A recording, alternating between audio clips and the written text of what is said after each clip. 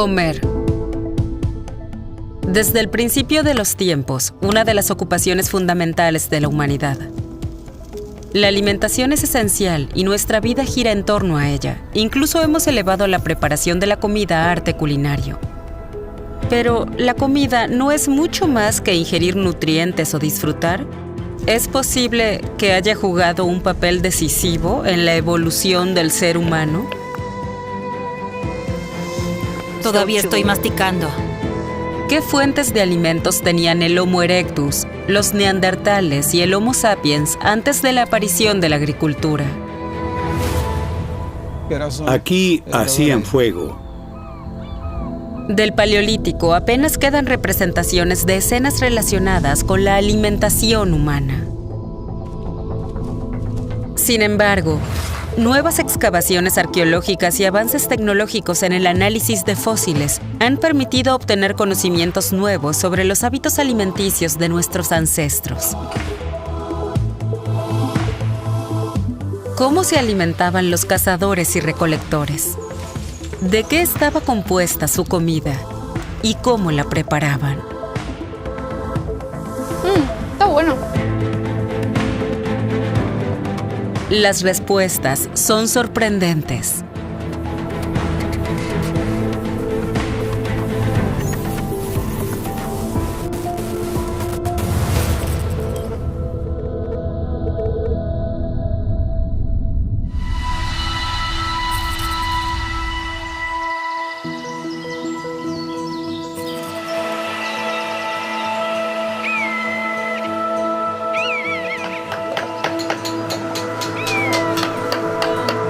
Ardèche, sur de Francia. Escenario de un espectacular proyecto de excavación en el Abri du Marat, liderado por la arqueozoóloga Delphine Bethes. Este lugar fue habitado por neandertales entre los años 90.000 y 42.000 antes de nuestra era. Están bastante dispersos. Pero aquí hay muchos huesos. Y casi están completos. Este está un poco blando. El otro es mejor. Estos huesos son restos de comida de nuestros antepasados del Paleolítico. Los arqueólogos están revisando su basura. A partir de esos desechos, es posible formular hipótesis sobre sus hábitos alimenticios. En las capas superiores, las más recientes, no hay esqueletos completos. Encontramos huesos largos y algunas patas, es decir, huesos de los dedos, del carpo y del metacarpo. Todas las marcas en los huesos fueron hechas por humanos. Pueden verse claramente marcas de cortes y percusión. Esto no era un matadero, sino un segundo lugar donde se procesaba la carne. Se seleccionaban los mejores trozos y se traían aquí para su preparación.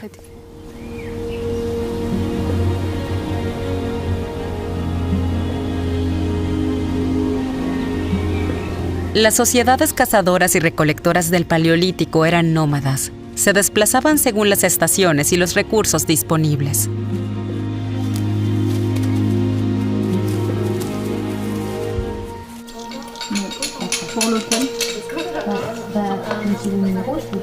Cada hueso encontrado proporciona información sobre qué tipos de animales fueron cazados y troceados en este lugar. ¿109? 43.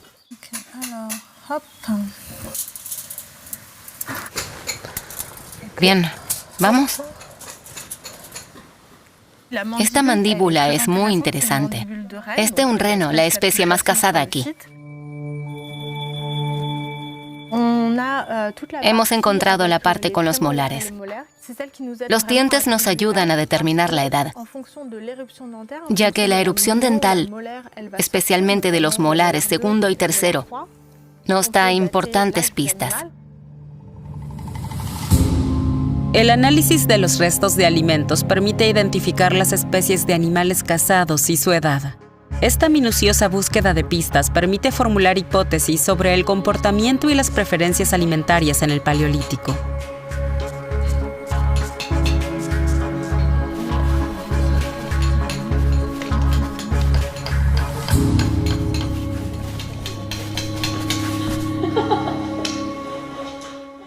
En la última capa, atribuida a neandertales, hay algunos ciervos y megalóceros, junto con especies grandes como bisontes o caballos.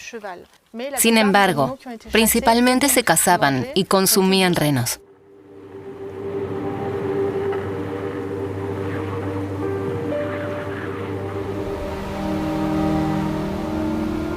Para los neandertales de Abri-du-Marat, no se trataba solo de cazar presas fáciles.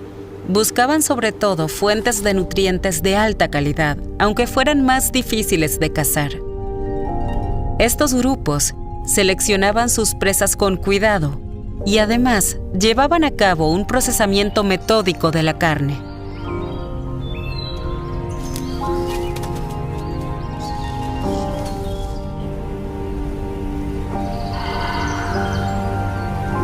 Hace 100.000 años, en pleno período glacial, el clima de esta región era mucho más frío y la vegetación se asemejaba a la de una estepa. A diferencia de las plantas, cuya disponibilidad variaba según la ubicación y la estación, la carne estaba disponible como fuente de alimento todo el año y con cualquier clima. Por ello, desempeñó un papel central en la dieta de los grupos neandertales europeos.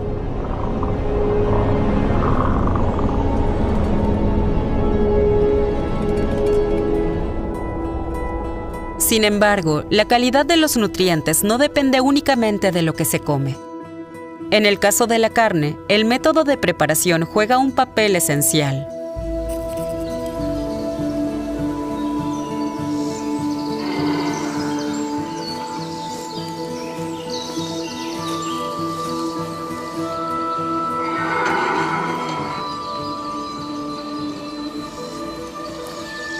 En la Universidad de Vanderbilt, en Nashville, la bióloga y neurocientífica Susana Herculano-Ucel investiga los efectos de los alimentos cocidos en la evolución de nuestros ancestros y, en particular, en el desarrollo de su cerebro.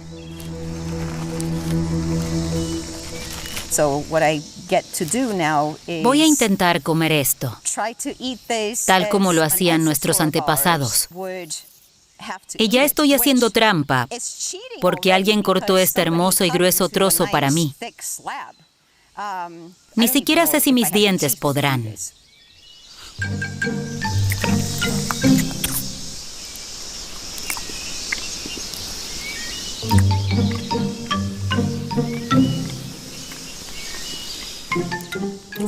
Ese es el problema al consumir alimentos crudos, especialmente carne.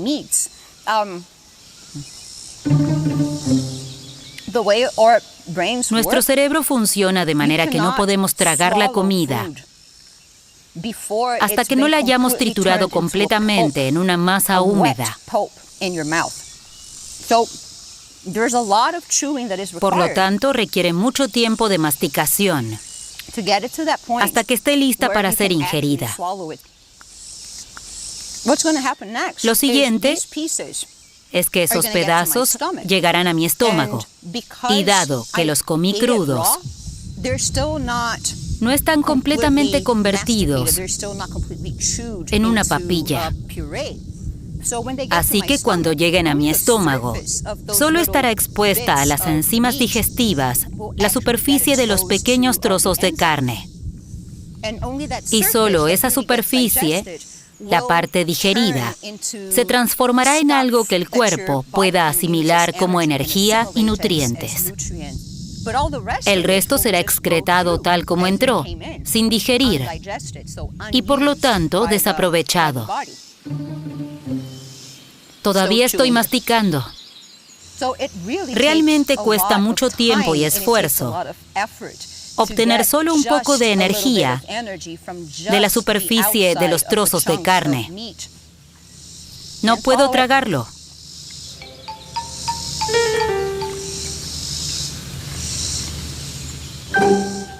Listo.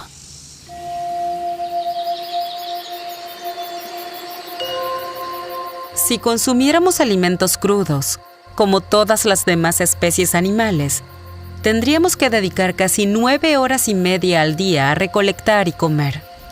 Pero el uso del fuego lo cambió todo. Un gran método de barbacoa. Los alimentos cocidos son mucho más fáciles de masticar. El fuego permitió consumir alimentos duros o antes indigestos. Además, mata los patógenos. Pero lo más importante es que mientras que los alimentos crudos solo liberan entre el 30% y el 40% de sus nutrientes durante la digestión, el cuerpo puede convertir en energía útil casi el 100% de los nutrientes de los alimentos cocinados. El calor divide las proteínas, rompe las fibras musculares y las hace más blandas y masticables. Las plantas aportan muchos carbohidratos y cantidades menores de proteínas y grasas, dependiendo de la planta. Pero se ha demostrado que nuestra bioquímica no necesita realmente carbohidratos. Lo único que debemos consumir, porque nuestro cuerpo no puede producirlas por sí mismo, son proteínas y grasas. La carne contiene ambas en grandes cantidades. Esto está delicioso. Mucho mejor que crudo.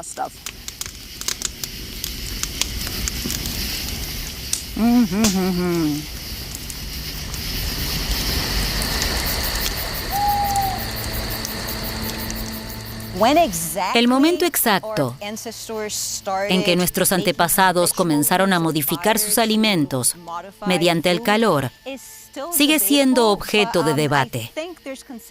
Tal vez hace 500.000 años, o incluso hace 1 millón de años, o más. Es probable que el Homo erectus usara el fuego para transformar los alimentos. Ese momento es muy importante porque los fósiles muestran que el cerebro humano comenzó a crecer hace aproximadamente 1,5 millones de años. La investigadora está convencida de que existe una relación entre alimentación y evolución del cerebro.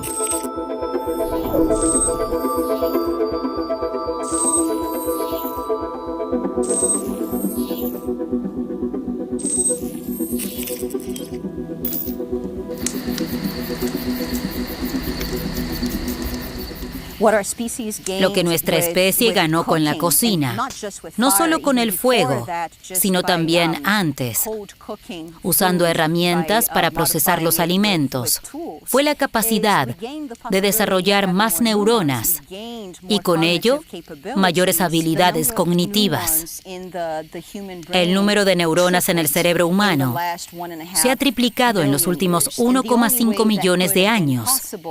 Y eso solo fue posible gracias a una dieta radicalmente diferente, como la que permitió el cocinar los alimentos. Así es como desarrollamos nuestras capacidades cognitivas: superar obstáculos, planificar y usar experiencias previas para resolver problemas nuevos. Pero eso no es todo. Más neuronas en el córtex cerebral también significan un desarrollo más lento y una vida más larga. Y una vida más larga permite que las generaciones se solapen, lo que nos abre la posibilidad de transmitir conocimientos y construir una cultura. Ya no somos solo una especie biológica, sino también una especie tecnológica, cuya cultura se desarrolla a lo largo de generaciones.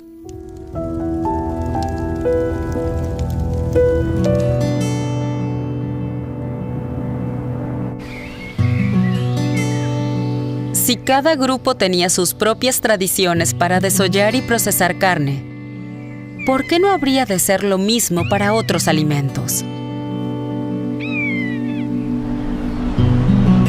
¿Realmente su dieta se limitaba únicamente a la carne? excavaciones en Portugal han abierto nuevas líneas de investigación.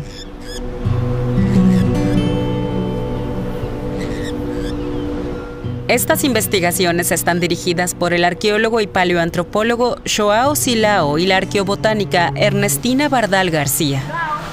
Mejor. ¿O aquí? Sí, mejor. Mejor. Al sur de Lisboa, en los acantilados de Arrábida, se esconden varias cuevas que hace aproximadamente 100.000 años servían como refugio. El equipo se centra en la cueva Figueira Brava, donde las excavaciones ya en la entrada, hoy parcialmente derrumbada y erosionada, ofrecen pistas sobre sus antiguos habitantes.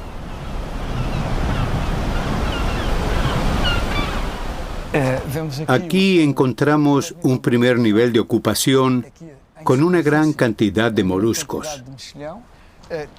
Lo más oscuro que ven aquí son conchas quemadas o carbón vegetal. Probablemente este era el área de la hoguera donde cocinaban los bivalvos.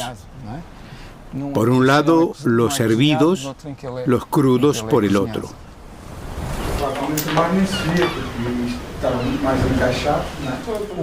El mar estaba entonces entre 1 o 2 kilómetros de distancia. Entre esta gruta y la línea de costa había una pendiente empinada cubierta por la misma vegetación que vemos hoy en esta región. Los habitantes de la gruta pudieron haber recolectado moluscos en la costa y transportarlos hasta aquí para consumirlos. Sin embargo, en el exterior, los niveles de ocupación fueron erosionados por las inclemencias del tiempo y los pocos restos que quedan son difíciles de interpretar. El verdadero tesoro de Figueira Brava se encuentra dentro. Al final de un estrecho pasaje, una sala de difícil acceso que ha permanecido inalterada durante decenas de miles de años.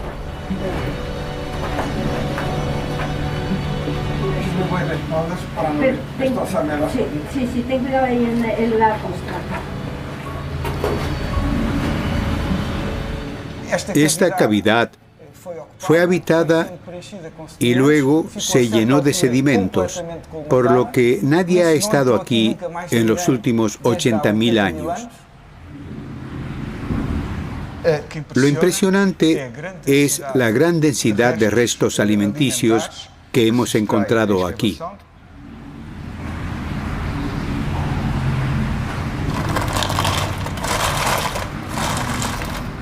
Tina, saco.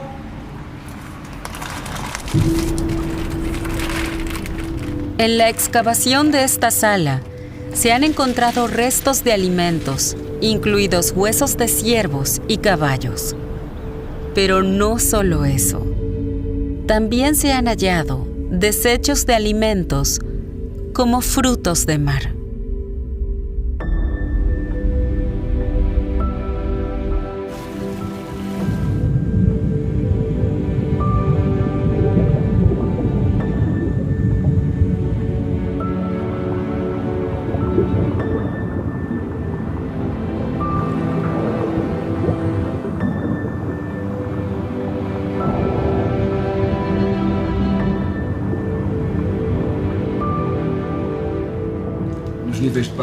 En las capas inferiores predominan mejillones y almejas, pero también hay pinzas de cangrejo y lapas.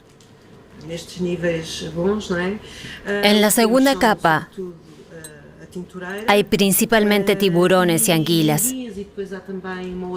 Estos son, de hecho, los primeros indicios de pesca de tiburones. ¿En cantidades? Sí, en cantidades.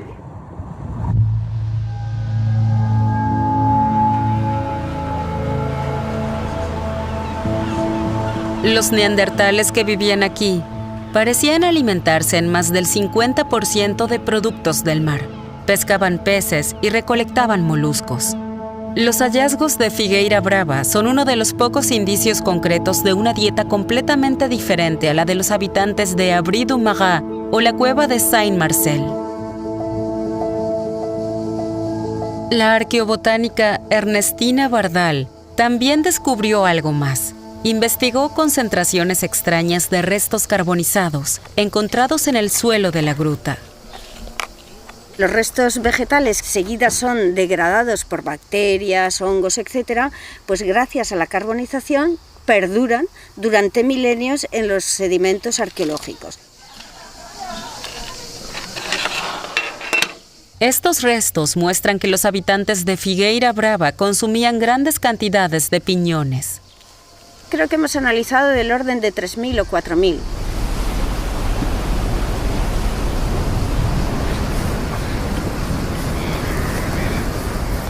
Vamos a ver si llegamos a... Hay que llegar allí. En el bosque, sobre la cueva, se encuentra el origen de los piñones. Figueira Brava se ocupa en el último interglacial, en uno de los momentos cálidos, similar al actual. El paisaje era exactamente igual que esto, tenemos la misma flora. Pero era dominado por los pinos piñoneros que estaban en los cordones de dunas frente a la cueva. La nutrición que aporta el piñón es excelente, porque tiene arginina, por ejemplo, tiene cantidad de ácidos grasos de los omega 3 realmente buenos para la salud. Entonces, una cucharada de piñones es muy saludable si la tomáramos cada día para nuestra salud, y eso lo hacen los neandertales de aquí. Los restos de piñones de Figueira Brava son un hallazgo extraordinario. Constituyen una prueba directa de que nuestros antepasados del Paleolítico también consumían plantas.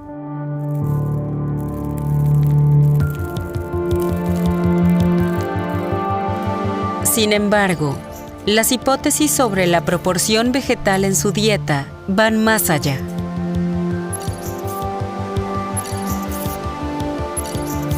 La flora circundante era una fuente fantástica de alimentos para nuestros ancestros.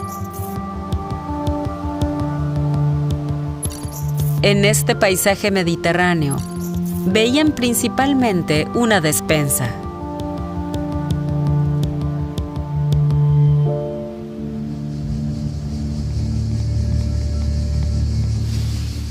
Hay viña silvestre, también hay lentisco, hay acebuche. Es una avena silvestre, que sus semillas pueden ser comestibles.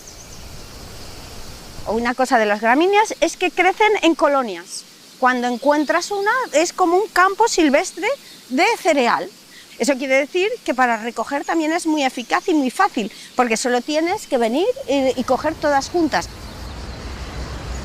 Esto es un belífera, es de la familia de las zanahorias. Se pueden encontrar en yacimientos del Paleolítico superior, como tienen un agradable sabor y además vitaminas, pues sería un complemento a esa dieta omnívora que tienen en el Paleolítico.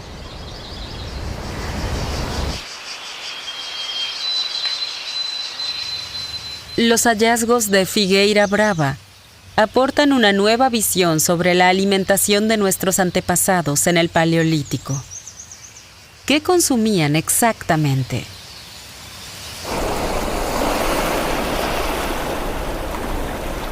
Además de las hipótesis sobre la relación entre surgimiento de la cocina y desarrollo del cerebro, tal vez haya otras conexiones entre alimentación y desarrollo cognitivo. ¿Cómo pueden comprobarse algunas de las conclusiones que los científicos sacan de sus investigaciones de campo?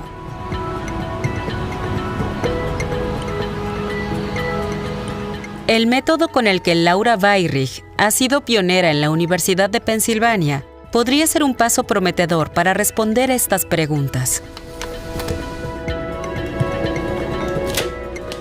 Ella aprovecha los avances en biología molecular y genética para reconstruir de manera detallada la dieta de nuestros antepasados. Su material de prueba, el sarro dental. Este es un laboratorio que ha sido diseñado específicamente para estudiar ADN antiguo. Aquí las muestras de ADN están protegidas de las contaminaciones externas de la mejor manera posible. Me considero una especie de dentista de la prehistoria. Limpiamos en los museos los dientes de esqueletos antiguos.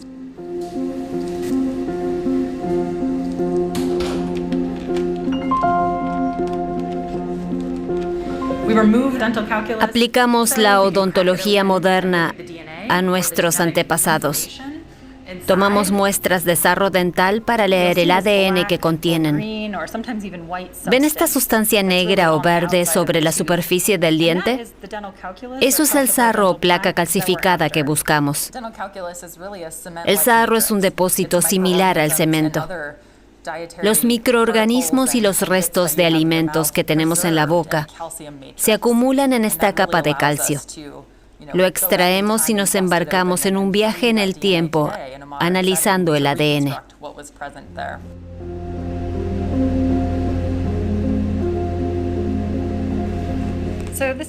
Este es un incisivo con bastante sarro. Se trata de un ejemplar ideal.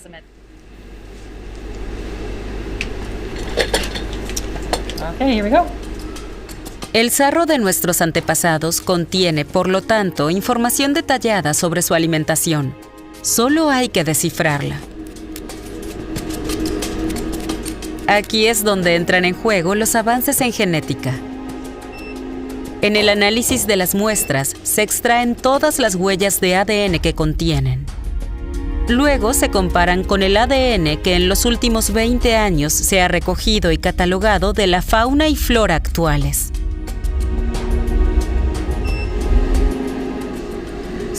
Estamos limitados porque el ADN de referencia proviene de plantas y animales actuales. Y a veces tenemos que hacer analogías para identificar especies que se han extinguido.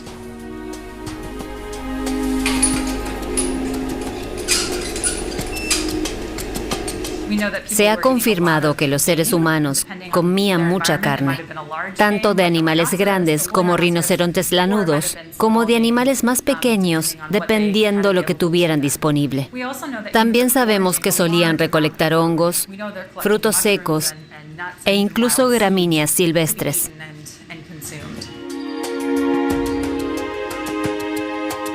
Dado que el sarro se forma en capas a lo largo de la vida, la científica también puede analizar cómo los hábitos alimenticios de los individuos cambiaban con el tiempo. En el estudio de restos humanos de la cueva de El Cidrón, en España, cuya edad se ha datado entre 50.000 y 42.000 años antes de nuestra era, Laura Bayrich y su equipo encontraron un comportamiento alimentario inesperado. Allí no encontramos indicios de consumo de carne, sino de una dieta basada en vegetales. Esto sugiere que los neandertales se adaptaban a los recursos disponibles. El ADN extraído de los dientes proporciona, por lo tanto, la prueba de la hipótesis de Ernestina Bardal. Las plantas desempeñaron un papel fundamental en la alimentación de algunas personas. Su dieta era, por tanto, mucho más variada de lo que se pensaba hasta ahora. Y el sarro de la cueva de El Cidrón proporcionó pruebas aún más sorprendentes. Uno de los neandertales padecía un absceso y el ADN encontrado muestra que masticaba una corteza que tal vez tenía propiedades medicinales.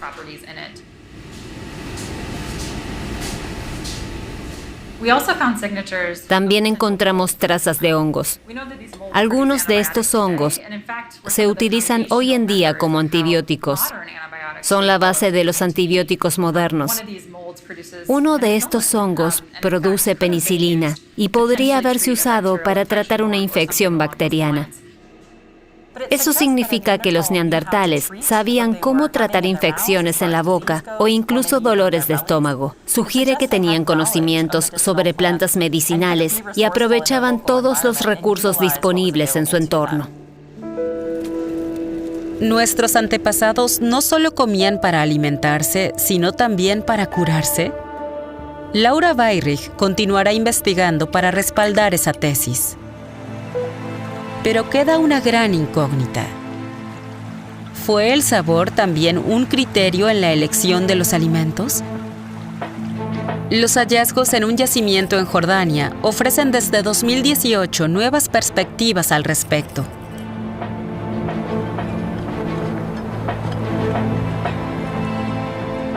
Hace 15.000 años vivían aquí los natufios, uno de los últimos pueblos cazadores-recolectores del Paleolítico. Se habían establecido a orillas de un lago que hoy es un desierto. Tal vez ese fue el lugar donde se abrió un nuevo capítulo en la alimentación humana y por ende en la evolución.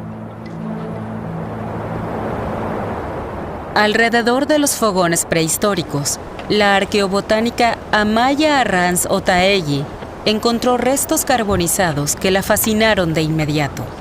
A primera vista, entre los restos de comida, le llamaron la atención los granos de cereal.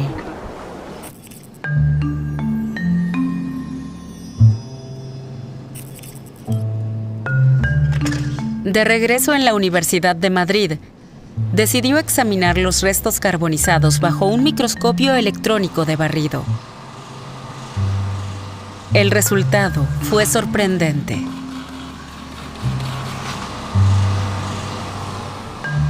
Podemos acercar un poquito más, para estar 100% seguros. ¿Y para ver la partícula que a poquito aumentos? Sí, para ver la partícula al final lo que necesitamos hacer es como un barrido más o menos a 50. Bueno. Sí, ahí están bien para ver los poros. Este espécimen en particular es muy interesante porque tiene muchos poros. O sea, esto tiene una matriz muy característica de pan. Pan hecho en el Paleolítico, aunque aún no se había inventado la agricultura. Es la gran sorpresa de las excavaciones en Jordania. Estaban mezclando tanto cereal como otro tipo de harinas en su elaboración. Lo que ves aquí es un resto de tubérculo, que estaban utilizando tubérculos en las preparaciones de pan. Esto todo es tejido vascular. Otras evidencias encontradas allí confirman esta conclusión. Cerca de los yacimientos se descubrieron numerosas piedras de moler y morteros.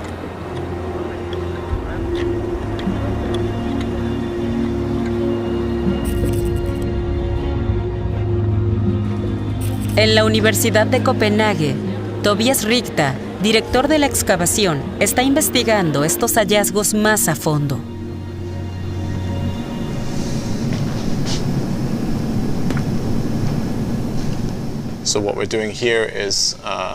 Estamos escaneando algunos de los objetos para obtener escaneos en 3D de alta resolución de sus superficies. Luego los combinamos con imágenes de microscopio de alta resolución para aprender más sobre su función.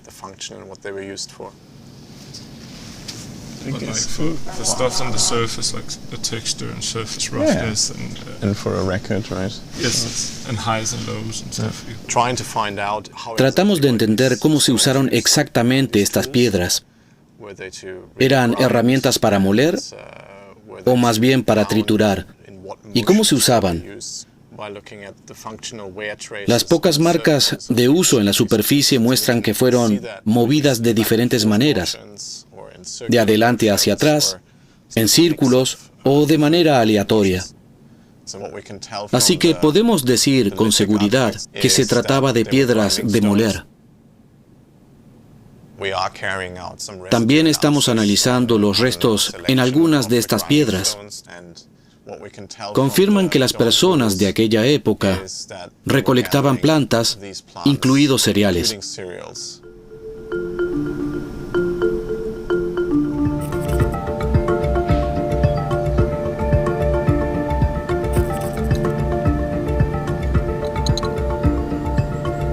Amaya Arranz Otaegui quiere descubrir cuál es la proporción entre cereales y tubérculos en los panes prehistóricos. utiliza ingredientes modernos que son comparables con los del Paleolítico. Así espera acercarse a la textura y el sabor del pan de la prehistoria. Este tipo de experimentaciones nos permite obtener materiales experimentales con los que comparar nuestros restos arqueológicos.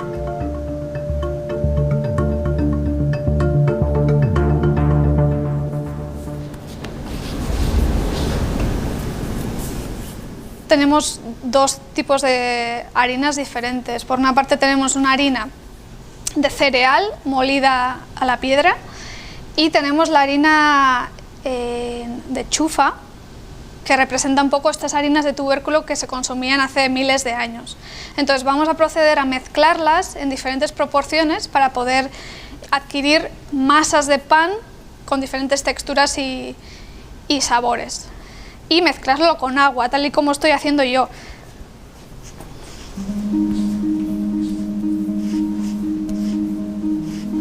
Estos cereales tienen gluten y esto es lo que permite que las masas sean homogéneas y que podamos hacer panes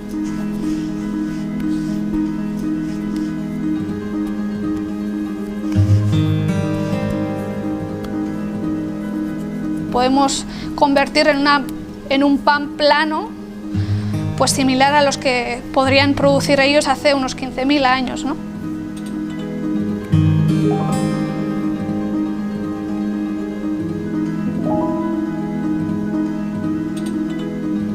Tenemos que tener en cuenta que los cereales que se consumían en estas cronologías eran cereales silvestres, morfologías silvestres. Están naturalmente hechas para defenderse, ¿no? La semilla esté realmente bien protegida. Entonces, el paso más importante y el que más les costaría sería el descascarillado.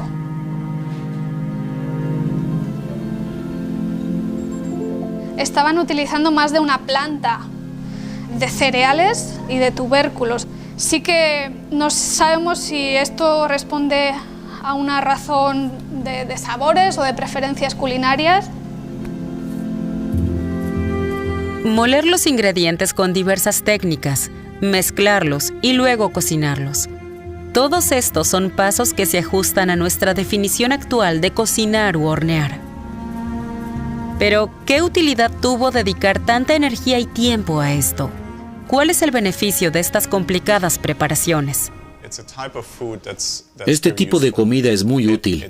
El pan es extremadamente nutritivo, ya que contiene muchas calorías. Además, es fácil de transportar y almacenar. En la masa, ciertos microorganismos se activan, creando un nuevo sabor.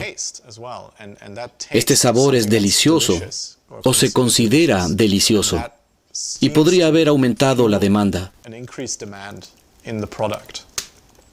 Por eso, tal vez, invertían cada vez más tiempo y esfuerzo en desarrollar nuevas técnicas para obtener más plantas para su comida favorita.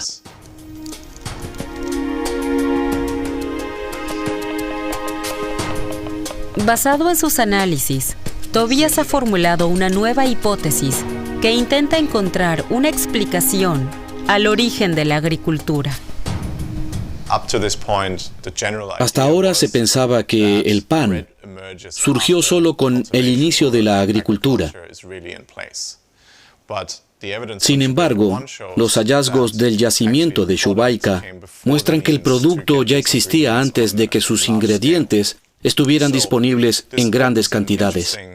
Esto permite llegar a la interesante conclusión de que fue el producto codiciado el que llevó a la intensificación del uso de las plantas y finalmente al cultivo de cereales. El cambio en el sabor, es decir, lo que le gustaba a la gente y lo que querían comer, pudo haber sido uno de los factores que impulsaron la transición a la agricultura.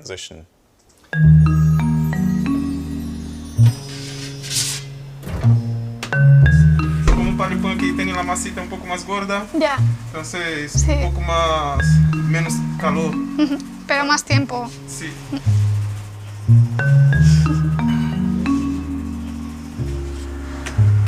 ¡Yujú! Está caliente. Parece bueno, está bueno. Es muy dulce. Por la chufa. En contra de la imagen ampliamente difundida del ser humano exclusivamente como un carnívoro, en el Paleolítico tenía una dieta muy variada. Investigaciones recientes apuntan a que nuestros antepasados aprovecharon todas las fuentes de alimentos disponibles desde muy temprano. Pescados, crustáceos, frutas y verduras, y la caza. La naturaleza que los rodeaba era una gran despensa de la que extraían alimentos, muchos de los cuales hoy ya no conocemos. Su conocimiento sobre lo que comían, el método de preparación y conservación de los alimentos, era a menudo sofisticado. Primeros pasos hacia sociedades que compartían su conocimiento y utilizaban recursos de manera conjunta. Esto demuestra que a lo largo de la historia de la humanidad, la alimentación fue mucho más que simplemente comer. Continuará influyendo en la evolución en el futuro.